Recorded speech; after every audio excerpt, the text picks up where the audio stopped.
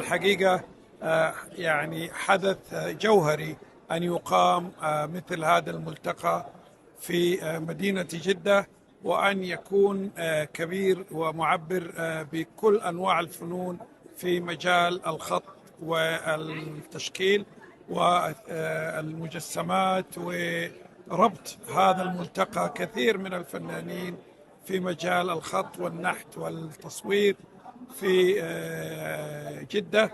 أتمنى إن شاء الله أن ينال هذا الملتقى يعني كثير من الفنانين والتشكيليين أن يتمتعوا ويستمتعوا، والمتلقي أيضا أتمنى أن يزور هذا المعرض ليشاهد جمال وبهاء إبداعات الفنانين التشكيليين في الخط العربي الجميل وتكويناتهم الرائعة.